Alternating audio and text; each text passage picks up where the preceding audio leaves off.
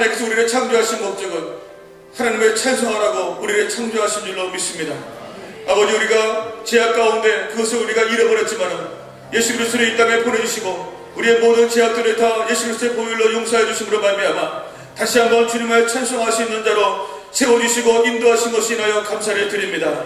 이 시간 우리가 예수 그리스도의 보혈을 의지하고 나아가오니 주의 하나님 아버지, 우리의 모든 죄악들을 다 도말하여 주시옵소서. 우리가 아버지 무엇을 하든지 간에 어떤 일을 하든 간에 우리가 어디에 있든지 간에 주님의 영광을 드러내며 주님의 영광을 찬송하는 그런 주역들이 될 수 있도록 다시 한번 그로 사용하여 주시옵소서. 이 시간에 귀한 목사님 말씀 가운데 능력과 권능으로 역사하여 주셔서 이 말씀이 나를 아버지 지배하는 말씀이 되게 하여 주옵시고 압도하는 성령의 능력과 권능이 임하게 하여 주셔서 모든 상처들과 모든 아버지 죄악들이 다 사라지게 하여 주옵시고 성령의 흘러넘치는 생수의 강이 흘러넘치는 귀한 은혜의 시간이 되게 하여 주시옵소서. 예수님의 이름으로 간절히 기도드립니다. 아멘. 로마서 2장 12절에서 16절 말씀, 제가 가지고 있는 시작성경 241면입니다.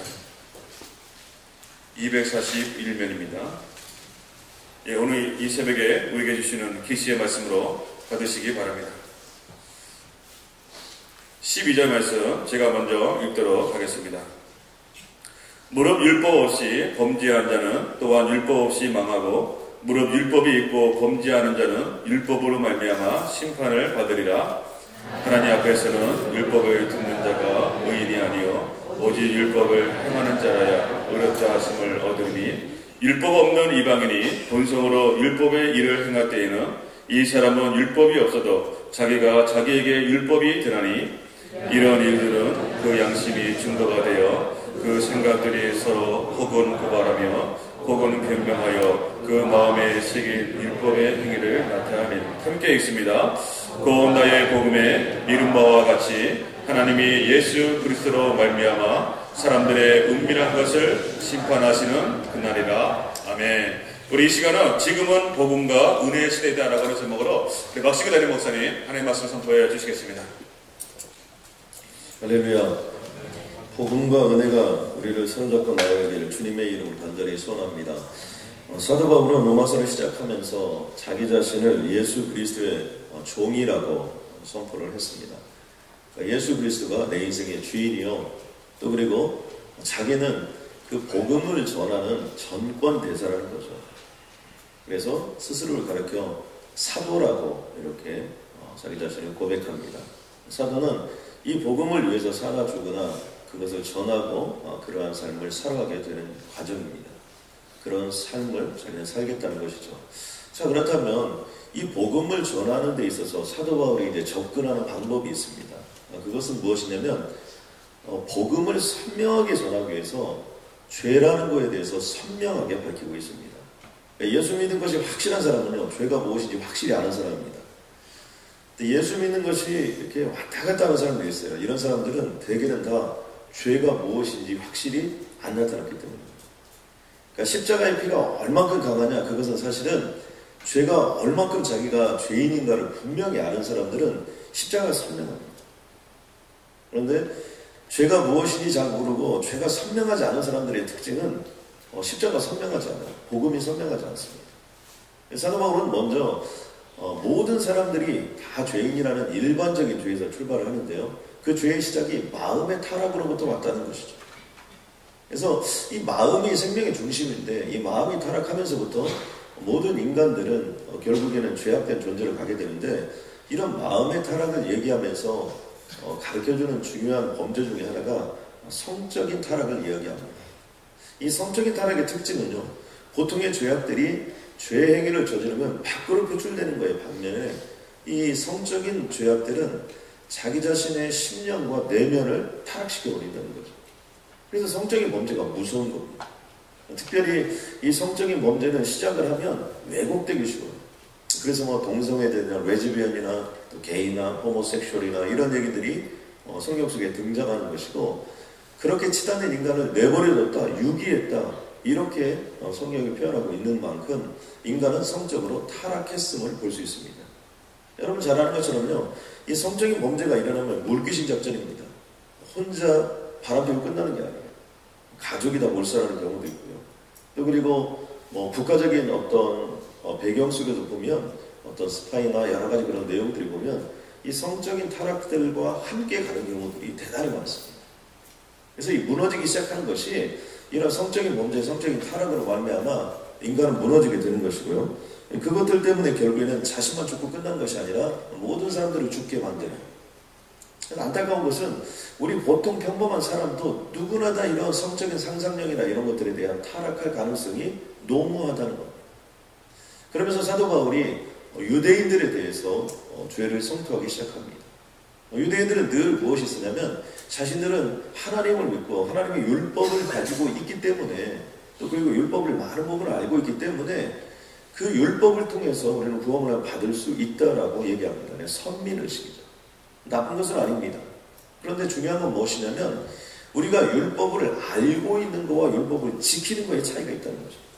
오늘 본문 13절에 보니까 하나님 앞에서는 율법을 듣는 자가 의인이 아니요 오직 율법을 행하는 자라야 의롭다 하심을 얻느니라. 여기서 율법을 듣는다라는 의미는 무엇이냐면 율법을 아는 겁니다. 모르는 것보다는 아는 것이 훨씬 낫습니다. 그러나 많이 아는 것과 그 율법을 지키는 것하고는 또 하나의 현격한 차이가 난다는 것이죠. 우리가 가끔 지식인들을 통해서 많은 것들을 공급받습니다. 또 정말 대단한 진리들을 발견하기도 하고요. 그런데 이 지식인들에 대해서 실망하는 데가 있습니다. 그것은 무엇입니까? 정의가 무엇인지를 가르치고 도덕이 무엇인가를 가르치는데 본인은 정작 어떻게 됩니까? 정의대로 살지 않아요. 진리대로 살지 않아요. 또 어떤 도덕적인 잣대를 분명히 제시하지만 도덕적인 잣대로 살지 않아요. 그래서 우리들이 선생님들이 타락할 때 어떻게 됩니까? 우리가 경악을 금치 못하죠. 왜 그래요? 선생님들이 가장 올바른 것을 가르치고 학생을 지도해야 되는데 오히려 선생님들이 범죄할 때 우리는 마음이 아프죠. 종교인들이 타락할 때 우리는 더 마음이 아픕니다. 어떤 신앙을 믿고 그 진리를 선포한다는 것이 얼마나 중요합니까? 그런데 진리를 선포하는데 그 진리대로 본인은 살지 않아요. 그러니 이게 어불성설이 되고 말이 안 되는 것입니다. 그래서 사도 바울은 유대인들에게 무엇을 얘기하냐면 너희가 율법을 가진 거 옳다. 그런데 유대인들은 그것을 무엇을 합니까? 그것으로 잣대를 삼아서 이방인들 너희는 구원을 받지 못한다. 또 너는 이 율법 때문에 안 된다. 오히려 그 율법을 지키고 그것을 통해서 의롭다함을 얻는 것이 아니라 율법으로 다른 사람들을 측량하는 기준이 되고 판단하는 기준이 될 뿐 그들 또한 이 죄인이라는 쇠사슬에서 벗어날 길이 없다라고 사도 바울은 유대인들을 고발합니다. 그리고 나서 오늘 본문 12절부터는 이방인들에 대해서 얘기를 하게 되는데요. 이방인들을 다루기 시작할 때 여러분 유대인과 이방인의 지금 차이점이 무엇인지 아십니까? 그래서 율법의 유무입니다. 그러니까 유대인들은 율법을 가지고 있고 이방인들은 율법을 가지고 있지 않은 자를 상징적으로 보여주고 있습니다. 여기서 사도 바울이 얘기하고 있는 율법의 기준은 무엇입니까? 가장 좁은 범위로 따지면 10계명이에요. 그래서 10계명을 받았는데 그 10계명을 지키느냐 안 지키느냐 이게 율법의 가장 좁은 의미고요. 이 율법의 의미는 시간이 갈수록 넓어지게 됩니다. 그래서 처음에는 10계명에서 시작하지만 그 다음에는 이것이 모세오경이 될 거고요. 오늘날 같은 우리는 성경이 바로 우리의 율법이 되는 겁니다. 그러니까 성경이 있는 사람과 성경이 없는 사람의 차이점은 무엇이냐? 그거에 대해서 지금 설명을 하고 있는 것입니다. 자, 율법이 있고 범죄한 사람은 율법에 따라서 심판을 받습니다. 왜냐하면 유대인들은 율법을 다 알았기 때문에 그 율법을 지켰느냐 지키지 않았느냐에 따라서 심판이 반드시 임하는 겁니다. 자, 그러면 율법이 없는 사람들에게는 어떻게 되는 겁니까? 그러니까 오늘 보면 12절에 보니까 무릇 율법 없이 범죄한 자, 율법이 없는데 죄를 지은 사람이 있다는 거죠. 그런데 그 사람은 율법 없이 망한다라고 되어 있습니다. 우리가 이것을 좀 잘 이해하면 좋은데요. 율법이 없다 그 얘기는 뭐냐면요. 율법을 모른다 이런 얘기입니다. 그러니까 율법을 모르는 거하고 율법이 없는 거하고는 다른 겁니다. 그러니까 우리가 이렇게 이해하면 좋을 것 같아요. 내가 율법을 모른다는 것이 율법이 없다는 것은 아니라는 겁니다. 여러분, 병 중에 보면 자각증세가 있는 질병과 자각증세가 없는 질병이 있습니다. 대표적인 경우가 보면요, 에이즈나 심장병, 뇌졸중, 골다공증 이런 것들은 고통을 수반합니다. 고통이 있기 때문에 내가 병에 걸렸구나 이런 걸 알게 되는 거고요. 몸에 어떤 증상들이 나타남으로 인해서 내가 이게 질병에 걸렸구나, 그래서 치료를 하기 시작합니다. 예를 들면 좌골이나 요추 또는 그리고 디스크 이런 것들이 현상이 나타나면 너무나 아프죠. 견딜 수가 없죠. 이런 자각 증상이 있는 질병들이 있습니다. 반면에 자각 증상들이 전혀 없는 질병이 있습니다. 가장 대표적인 경우가 암입니다. 지금 현재 사망률 1위가 암인데요. 암이 왜 이렇게 무섭느냐? 암은 1기, 2기, 3기, 4기 이렇게 보통 나누는데, 이거 1기, 2기 때 모르는 건 초기니까 괜찮다 치고, 어떤 경우는 3기, 4기가 돼도 모르는 경우가 있습니다. 자각 증세가 거의 나타나지 않아요. 그러면서 저 사람은 어떻게 암에 걸려서 저렇게 죽을까? 그리고 와서 검사를 해보니까 자기도 암이에요.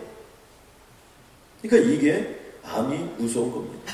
그런데 우리가 여기서 한 가지 알 수 있는 것은 뭐냐면, 자, 그렇다면 자각 증세가 없다고 암에 걸리지 않은 겁니까? 아니라는 거죠. 자각 증세가 없어도 암에 걸린 거예요. 내가 그것을 모를 뿐이에요. 그런 것처럼 율법이 존재하고 있어요. 내가 그런데 율법을 모른다고 해서 율법이 없어지는 게 아닙니다. 여전히 그것은 존재해요. 그리고 그 기준은 여전히 유효합니다.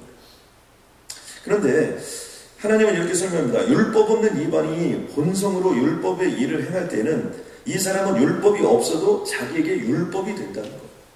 율법이 없어도 이미 율법이 존재하고 있다는 겁니다. 그리고 또 한 가지, 이런 인간에게, 모든 사람들에게 하나님께서 또 하나의 법을 만들어 놓았는데, 그것은 양심의 법을 만들어 놓았습니다.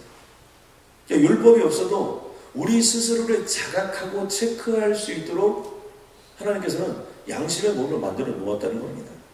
이런 이들은 그 양심이 증거가 돼요. 양심이 증거가 된다는 거죠. 그러면서 그 생각들이 서로 혹은 고발하며 혹은 변명하여 그 마음에 새긴 율법의 행위를 나타나게 한다는 겁니다.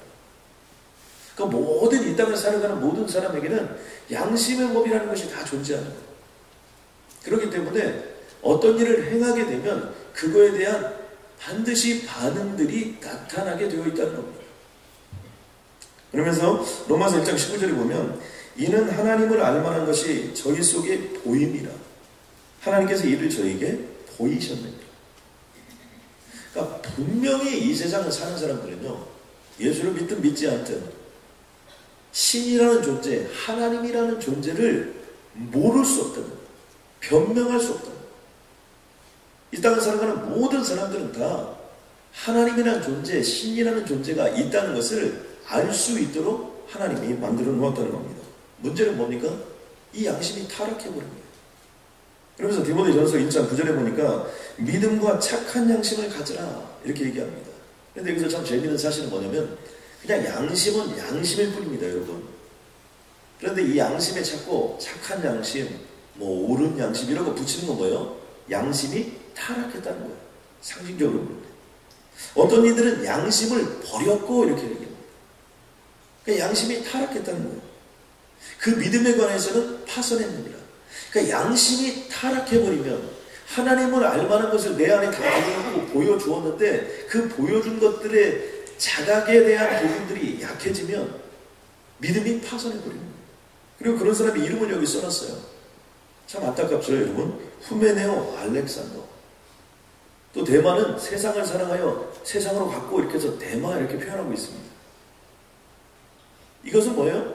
그렇게 구체적인 증거를 가지고 있다는 거예요. 디모데전서 3장 8절에 보면 집사님들에 대해서 이렇게 얘기합니다. 집사들도 정중하고 일구이연하지 아니하고, 그러니까 한 입으로 두말하지 말라 그런 얘기죠. 술에 임박히지 아니하고, 술 취해서는 안 된다는 거예요. 더러운 일을 탐하지 아니하고, 그러면서 이렇게 표현합니다. 깨끗한 양심에 믿음의 비밀을 가진 자라야 할지니라. 다른 말로 표현은 뭐예요? 집사다, 또 교회에서 직분을 가졌다, 영적인 리더다. 그럼 어떻게 봐요? 양심이 살아있어야 된다. 저는 이곳에 있는 모든 분들이 이러한 양심이 살아있기를 주님의 이름으로 간절히 소원합니다. 그렇기 때문에요, 아무리 파렴치범이라 할지라도, 여러분 그런 거 있죠? 곰에게는 뭐가 있습니까? 쓸개가 있고 웅담이 있는 것처럼 여러분 아무리 저 사람은 인간이 아니다 우리가 말하는 그런 사람일지라도 그 사람에게도 가족이 있고 그 사람에게도 눈물도 있고 그 사람에게도 사연이 있고 그 사람에게 나름대로 거기까지 오는 과정에 어려움들이 있다는 거예요. 그러니까 다 그런 것들이 있는 거예요. 그런 것들이 없는 사람이 없습니다. 정도에 따라 다른 차이만 있을 뿐입니다. 그런데 문제는 뭡니까? 유대인들은 율법이 있었으나 율법대로 지키지 못해서 죄인이 된 거예요.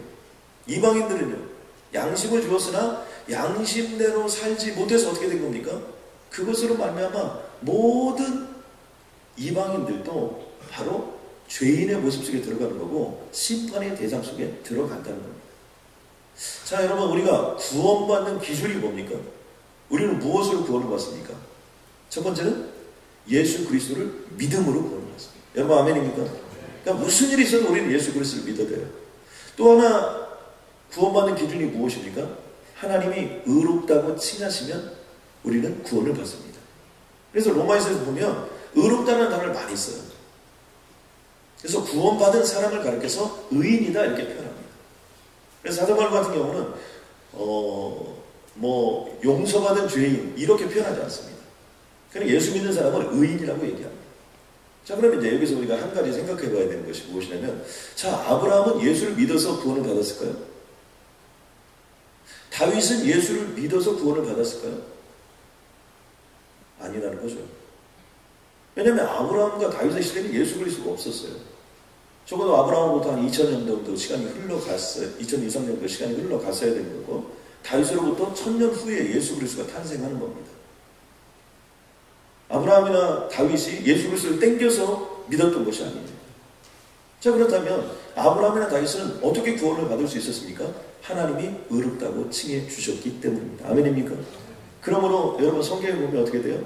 내 마음에 합한 자라 의롭다고 칭해 주십니다.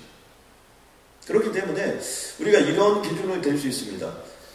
목사님, 그렇다면 우리가 이 시대는 복음을 알고 또 예수 그리스도가 누군지 알으니까 예수 안 믿으면 지옥에 간다는 거 it's okay. 그런데 우리나라에 고려시대 있고 또 조선시대도 있고 다 그런 때 복음이 전해지지도 않았는데 그때는 어떻게 됩니까? 그때는 어떻게 되는 겁니까? 양심의 법으로 판단하는 겁니다. 그런데 양심의 법에 대한 기준을 누가 판단하는 겁니까? 하나님이 판단하십니다. 우리가 모르는 겁니다. 그래서 어떤 경우에 어떤 기준으로 어떻게 하나님이 처리하실지는 양심의 법으로 처리하는데 양심이 파산했다는 겁니다. 그렇기 때문에 그 부분에 대해서는 하나님의 소관이 되는 겁니다. 이제 이 시대는 어떤 시대입니까? 이 시대는 오늘 말씀의 16절에 보니까 곧 나의 복음에 이른 바와 같이, 여기서 중요한 단어가 나오는데요, 나의 복음이란다. 이 복음은요 모든 사람에게 적용이 되는 것이에요. 자, 여러분 생각해 보세요. 이 시대에 미전도 종족이 됐든 뭐가 됐든 복음을 듣지 못한 곳이 거의 있을까요? 지금은 거의 없습니다. 이 시대는 예수 안 믿으면 지옥 갈 수밖에 없습니다. 거기 표현합니다. 나의 복음이 뭔지. 하나님이 예수 그리스도로 말미암아. 이게 나의 복음이에요. 하나님이 예수 그리스도를 우리에게 보내주셨어요. 그런데 예수 그리스도가 이 땅에 오므로 나타나는 현상이 무엇이에요? 사람들의 은밀한 것을 심판하시는 그날이다. 이 의미를 잘 해석해 보면 이런 겁니다. 여러분, 우리가 예수를 잘 안 믿을 때는요, 죄가 무엇인지 잘 모릅니다. 그런데 예수를 딱 믿게 되면 어떻게 되는 겁니까? 죄가 무엇인지 더 잘 압니다. 훈련을 받으면요, 훈련 받기 전에는 예수 믿은 의인들이 많아요. 근데 훈련을 전체 받잖아요. 세일구만 열심히 해가지고 말씀하면서 막 이렇게 보다 보면, 와, 내가 이거 진짜 죄인이구나. 제자반 또 나가면 어떻게 됩니까? 제자반에서 또 더 말씀을 깊이 보고 암송하고 또 묵상하고 이렇게 삶을 살다 보면 이제 날마다 큐티하고 이런 일이 많아지면 어떻게 되는 겁니까? 죄에 대해서 더 민감해집니다. 그러니까 무슨 얘기를 하는 거냐면 우리가 신앙이 깊어지면 깊어질수록 사람들의 은밀한 것, 우리의 은밀한 것이 더 많이 드러나게 된다는 거예요. 그러니까 다른 말로 표현해보면 예수 그리스도를 진정으로 믿으면 믿을수록 어떻게 되는 겁니까? 오히려 더 우리들의 신앙이, 우리들의 믿음이, 또 우리들의 삶이 더 죄인인 것을 알게 되고 누구를 더욱더 붙잡게 되는 거냐면 바로 예수 그리스도를 더욱더 붙잡게 된다는 겁니다. 그러므로 이 시대는 여러분 어떤 시대입니까? 이 시대는요, 율법의 시대가 아니에요. 그러니까 율법을 지키면 얼마나 좋습니까? 그런데 이 율법을 지킨다는 것이 임파서블. 아브라함이 죄가 하나도 없어서, 다윗이 죄가 하나도 없어서 구원받았느냐? 그게 아니다. 그것은 바로 하나님의 은혜가 그곳에 있었기 때문에 구원을 받았던 것처럼, 하나님은 그 은혜의 표상으로 우리가 은혜 받는데 가장 쉽게 접근할 수 있도록 누구를 이 땅에 보내주시냐면 예수 그리스도를 이 땅에 보내주신 것입니다. 여러분, 그러므로 이제는 우리는 율법을 붙잡고 사는 자가 아니라 바로 복음 대신 예수 그리스도를 붙잡고 살아나갈 때 우리에게는 압도하는 은혜가 임하게 되는 줄로 믿습니다. 그러므로 우리 누구를 앞세워야 돼요? 무슨 일이 있어도, 어떤 순간이 와도 예수 그리스도를 앞세우고 주님을 붙잡고 나아가면 그것으로부터 은혜도 있고 능력도 있고 권능도 있고 새로운 삶을 살 수 있도록 주께서 우리에게 허락해 주는 것입니다. 저는 그러므로 우리들이 늘 무엇을 좀 사모해야 되냐면 복음 대신 예수 그리스도를 늘 우리는 좀 가슴에 새겨야 되고요. 또 그리고 무슨 일을 하든지 은혜를 사모해야 돼요. 그래서 주여 압도하는 은혜를 내려주옵소서. 여러분, 이게 얼마나 소중한 단어죠. 왜요? 은혜가 없이는 절대로 넘어설 수 없는 것입니다. 은혜가 없이는 절대로 우리는 십자가 앞에 갈 수가 없어요. 은혜가 없이는 절대로 어떤 일들도 우리의 삶 속에 제대로 펼쳐질 수가 없습니다.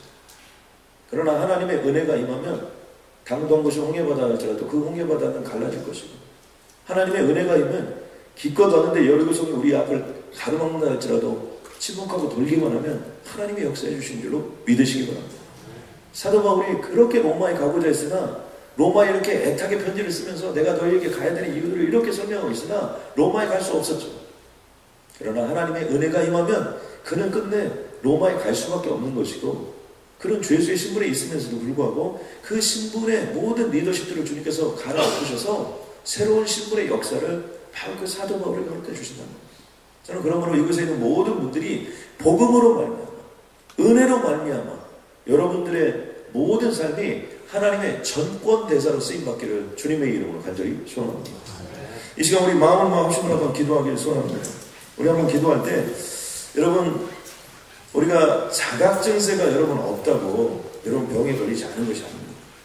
이 시간 기도할 때 하나님, 내가 처음 믿음보다 지금 믿음이 더 좋은, 또 그리고 더 귀한, 더 복된 그런 믿음의 길로 하나님 나를 인도해달라고 하나님께 기도할 때 하나님께서 어제보다 오늘이, 오늘보다 내일이 더 파워풀한 신앙과 믿음의 삶으로 우리 갈 길을 인도하여 주실 줄로 믿습니다.